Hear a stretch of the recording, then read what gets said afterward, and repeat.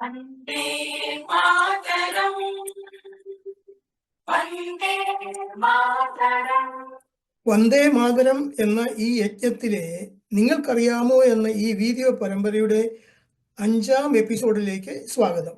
ഭാരതത്തെപ്പറ്റി ഭാരതീയരെക്കാൾ കൂടുതൽ പഠിച്ചു മനസ്സിലാക്കിയ സത്യാന്വേഷികളായ വിദേശികളുടെ വീക്ഷണത്തിൽ ലോകത്തിലെ മറ്റെല്ലാ രാജ്യങ്ങളെയുംകാൾ ഭാരതത്തിന് മാത്രമായി ഉണ്ടായിരുന്ന പ്രത്യേകതകളും അഥവാ മേന്മകളും എന്തൊക്കെയാണെന്നും ഭാരതത്തെയും ഭാരതീയ സംസ്കാരത്തെയും എത്രമാത്രമാണ് അവർ വിലമതിക്കുന്നതെന്നും ഈ 4 പേരൊഴികെ, അതായത് miss Annie Besant, Henry David തോറോ, romaine Roland, Arnold Toynbee, ഈ 4 പേരൊഴികെ ബാക്കി എല്ലാവരും അവരുടെ കൃതികളിൽ ചിലതിലെ കൃത്യമായി രേഖപ്പെടുത്തിയിരിക്കുന്നത് എന്താണെന്ന് കഴിഞ്ഞ എപ്പിസോഡുകളിൽ നമ്മൾ കണ്ടു. അതോടൊപ്പം തന്നെ എന്തുകൊണ്ടാണ് ഈ വിദേശികളുടെ അഭിപ്രായങ്ങൾക്ക് ഈ വീഡിയോ പരമ്പരയിൽ ഇത്രമാത്രം പ്രാധാന്യം കൊടുക്കുവാനുള്ള കാരണമെന്ന് നമ്മൾ വിലയിരുത്തി. ഇന്നത്തെ ഈ എപ്പിസോഡില് ഈ 4 പേരുടെ അഭിപ്രായങ്ങൾ കൂടി എന്തായിരുന്നുവെന്ന് നമുക്ക് പരിശോധിക്കാം. ആനി ബെസന്റ്, ഈ പേര് നമ്മൾ സ്കൂളിൽ പഠിക്കുന്ന കാലത്ത് ഇടയ്ക്കൊക്കെ കേട്ടിട്ടുള്ളതാണ്.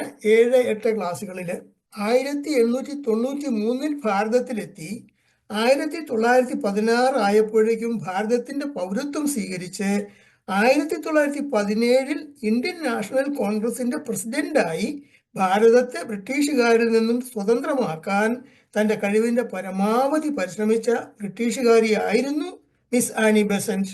ഈ ചരിത്ര സത്യം കൃത്യമായി നമ്മളെ പഠിപ്പിച്ചിട്ടുണ്ടോ? ആനി ബെസന്റിനെ പറ്റി സ്കൂളിൽ ചെറിയ പരാമർശങ്ങളൊക്കെ നമ്മൾ കേട്ടിട്ടുണ്ട്. പക്ഷേ ഇപ്പറഞ്ഞ ചരിത്ര സത്യം നമ്മളെ പഠിപ്പിച്ചിരുന്നു. Swaraj is my birth right and I shall have it എന്ന മുദ്രാവാക്യത്തോടു കൂടി 1916 ലോകമാന്യ തിലകൻ എന്ന് പിന്നീട് അറിയപ്പെട്ടിരുന്ന ബാലഗംഗാധര തിലകൻ തുടക്കം കുറിച്ച സ്വരാജ് മൂവ്മെന്റിനെ ഏറ്റവും കൂടുതൽ സപ്പോർട്ട് ചെയ്ത ബ്രിട്ടീഷുകാരിയായിരുന്നു ആനി ബെസന്റ്. സ്വരാജ് മൂവ്മെന്റ് ആരംഭിക്കുവാൻ ബാലഗംഗാധര തിലകനെ ഏറ്റവും കൂടുതൽ പ്രോത്സാഹിപ്പിച്ചതും ആനി ബെസന്റ് തന്നെ ആയിരുന്നു.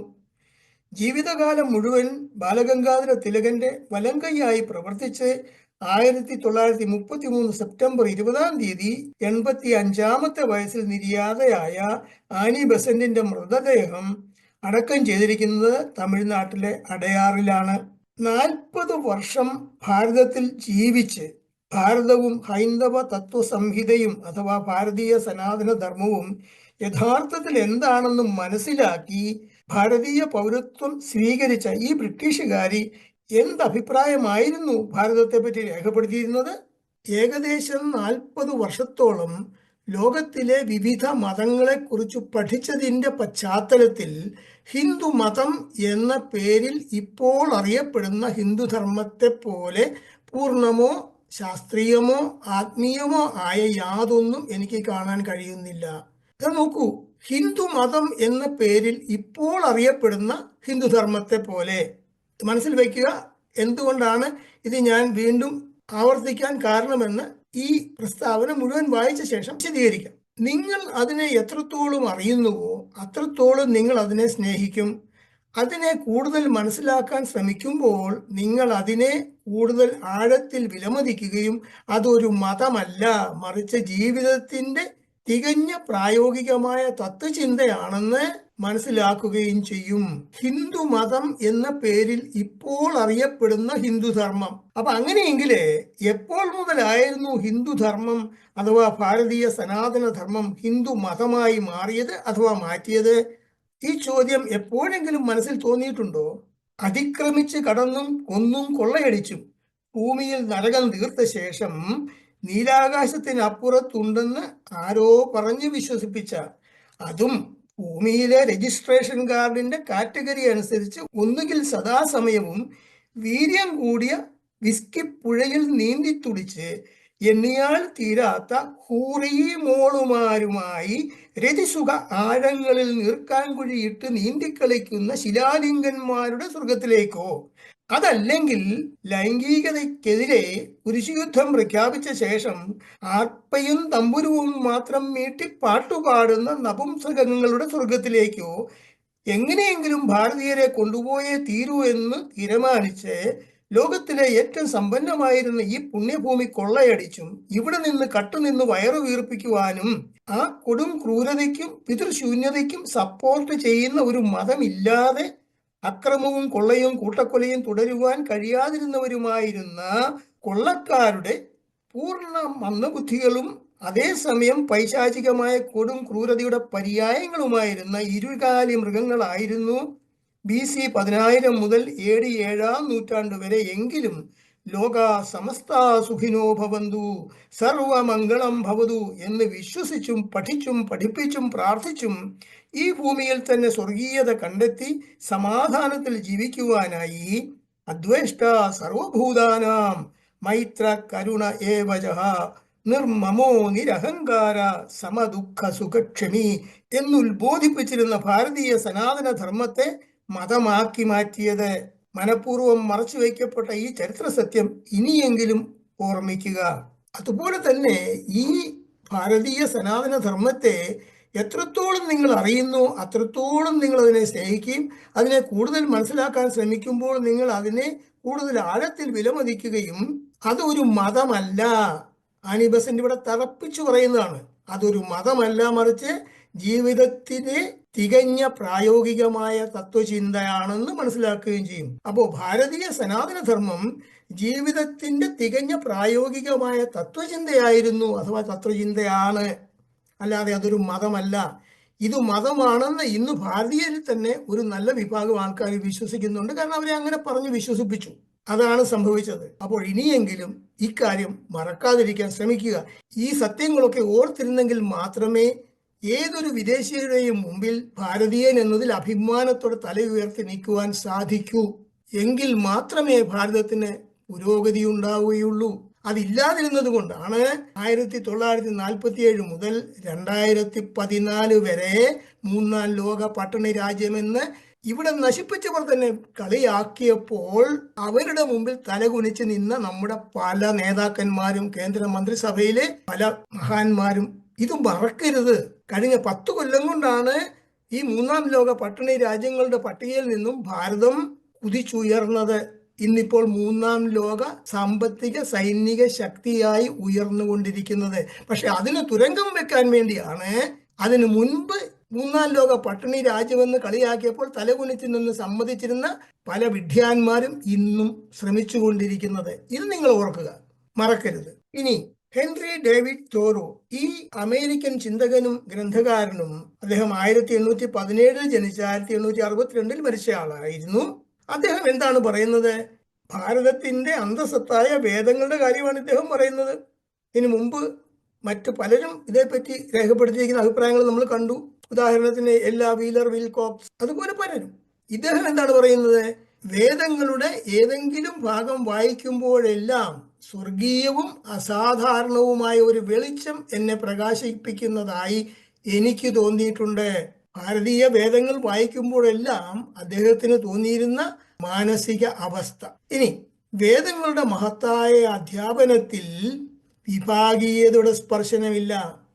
എൻ്റെ മതം, നിന്റെ മതം, എൻ്റെ ദൈവം, നിന്റെ ദൈവം, ഞങ്ങളുടെ ദൈവം, ഞങ്ങളുടെ ദൈവത്തിനെതിരായിട്ട് നീ എന്തെങ്കിലും ശബ്ദിച്ചാൽ നിന്റെ തല കണ്ടിച്ചു കളയും. ഇങ്ങനെയുള്ള വിഭാഗീയതയുടെ സ്പർശനം പോലും ഭാരതീയ വേദങ്ങളിലില്ല. അവ എല്ലാ പ്രായത്തിലും തരത്തിലും ദേശീയതയിലുമുള്ള എല്ലാവർക്കും മഹത്തായ അറിവ് നേടുന്നതിനുള്ള രാജകീയ പാതയാണ്. അല്ലാതെ ഭാരതീയ വേദഗ്രന്ഥങ്ങള് ഒരു ഊടുവഴിയോ ഏതെങ്കിലും മതത്തിന്റെ ടിക്കറ്റ് ഉള്ളവന് മാത്രം പ്രവേശനം അനുവദിക്കുന്നതും അല്ലാത്തവന്റെ മുമ്പിൽ ഗേറ്റ് അടച്ചു പൂട്ടുന്നതുമായ ഒരു പ്രൈവറ്റ് റോഡോ അല്ല എന്ന് ചുരുക്കം. ഈ പുണ്യഭൂമിയിൽ അധിനിവേശം നടത്തിയവരെ അവരുടെ കൂടെ കൊണ്ടുവന്ന് ഭാരതീയരിൽ അടിച്ചേൽപ്പിച്ച മതങ്ങളുടെ വിശുദ്ധ ഗ്രന്ഥങ്ങൾ എന്തെങ്കിലും ഇതുപോലെ വിഭാഗീയതയുടെ സ്പർശനം ഇല്ലാത്തതാണോ? ദയവായി ഒന്ന് ചിന്തിക്കുക. 6-ാം തമ്പുരാനിലെ മോഹൻലാൽ പറയുന്നത് ചുമ്മാ.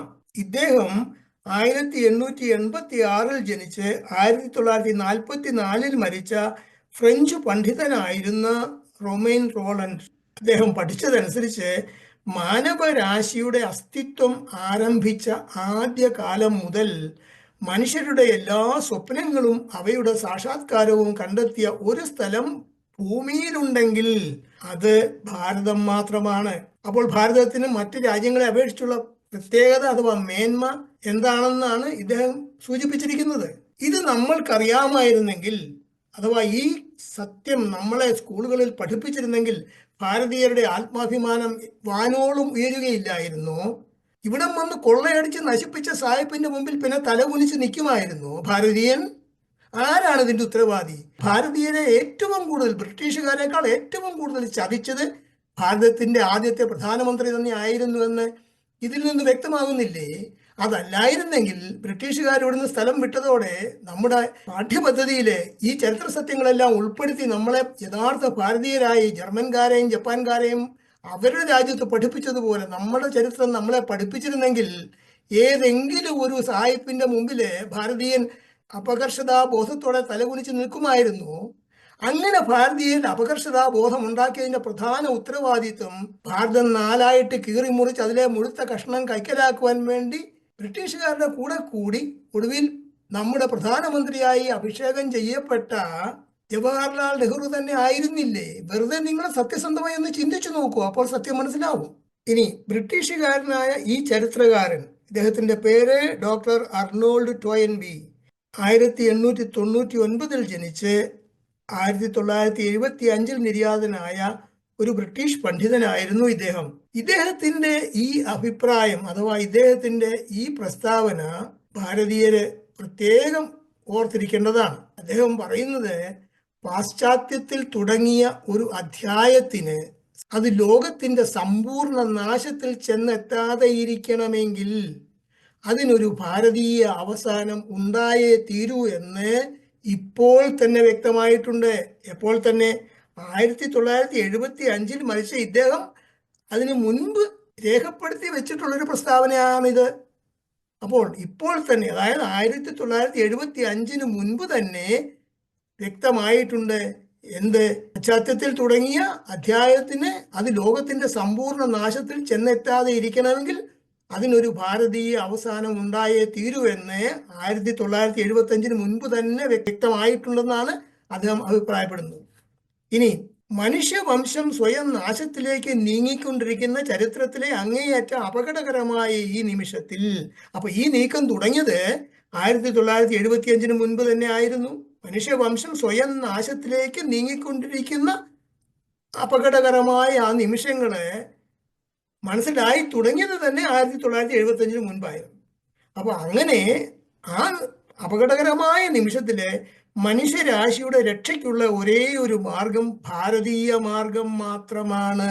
വളരെ ശ്രദ്ധിച്ച് മനസ്സിലാക്കുക. മനുഷ്യവർഗത്തിന്റെ നാശം ഉണ്ടാകാതിരിക്കണമെങ്കിൽ അതിനുള്ള ഒരേ ഒരു മാർഗം ഭാരതീയ മാർഗം മാത്രമാണ്. 1975 നിര്യാതനായ ഈ ബ്രിട്ടീഷുകാരന് യഥാർത്ഥ ഭാരതീയ സംസ്കാരത്തിലും ചിന്താഗതിയിലും ഉണ്ടായിരുന്ന വിശ്വാസവും പ്രതീക്ഷയും പ്രത്യാശയും എത്ര മാത്രമായിരുന്നുവെന്ന് വെറുതെ ഒന്ന് ചിന്തിച്ചു നോക്കുക. അകത്തു നിന്നും പുറത്തു നിന്നും ഭാരതത്തെ നശിപ്പിക്കുവാൻ ശ്രമിക്കുന്ന ക്ഷുദ്രശക്തികളെ വേണ്ടവിധം കൈകാര്യം ചെയ്യുവാനുള്ള കരുത്തും മനത്തന്റെ ഇടവും ദൃഢനിശ്ചയവും അത് കേന്ദ്ര സർക്കാരിന് നഷ്ടപ്പെടാതെ ഇരുന്നാൽ ഈ ബ്രിട്ടീഷുകാരന്റെ പ്രതീക്ഷയും പ്രത്യാശയും ഫലമണിയുവാനുള്ള സാധ്യതകൾ വ്യക്തമാക്കുന്ന ലക്ഷണങ്ങളാണ് 67 വർഷത്തെ നീണ്ട കാത്തിരിപ്പിന് ശേഷം കഴിഞ്ഞ 10 വർഷങ്ങളായി ഓരോ ദിവസവും ഭാരതത്തിൽ ലോകം ശ്രദ്ധിച്ചുകൊണ്ടിരിക്കുന്ന മാറ്റങ്ങൾ. ഒരു യഥാർത്ഥ ഭാരതീയൻ തീർച്ചയായും അറിഞ്ഞിരിക്കേണ്ട വസ്തുതകളാണ് ഇവയെന്ന് നിങ്ങൾ കരുതുന്നുണ്ടെങ്കിൽ ഈ വീഡിയോ പരമ്പര സബ്സ്ക്രൈബ് ചെയ്ത് പാഠ്യപദ്ധതിയിൽ ഉൾപ്പെടുത്താതെ മനഃപൂർവ്വം മറച്ചുവെച്ച ഈ ചരിത്ര സത്യങ്ങൾ അറിയാതെ പോയ മറ്റുള്ളവർക്ക് കൂടി ഓരോ വീഡിയോയും ഷെയർ ചെയ്യുക. ദയവായി നിങ്ങളുടെ കമന്റുകൾ രേഖപ്പെടുത്തി സപ്പോർട്ട് ചെയ്ത് ഈ വീഡിയോ പരമ്പര കൂടുതൽ വിജയകരമാക്കുവാൻ സഹകരിക്കുക. അടുത്ത വീഡിയോയിൽ, അതായത് ഈ പരമ്പരയുടെ 6ാമത്തെ എപ്പിസോഡിൽ, എങ്ങനെയാണ് എന്നു മുതലാണ് ഭാരതം 3ാം ലോക പട്ടിണി രാജ്യങ്ങളുടെ പട്ടികയിൽ അകപ്പെട്ടത്, അതിനു മുൻപ് ലോകത്തിൽ ഭാരതത്തിന്റെ സ്ഥാനം എന്തായിരുന്നു, ഈ വിഷയത്തെപ്പറ്റി മനഃപൂർവ്വം നമ്മിൽ നിന്നും മറച്ചു വയ്ക്കപ്പെട്ട ചരിത്ര സത്യങ്ങളെ ആധാരമാക്കി മറ്റൊരു അവലോകനം തുടങ്ങുവാൻ വീണ്ടും കാണുന്നതുവരെ നന്ദി, നമസ്കാരം. വന്ദേ മാതരം, വന്ദേ മാതരം.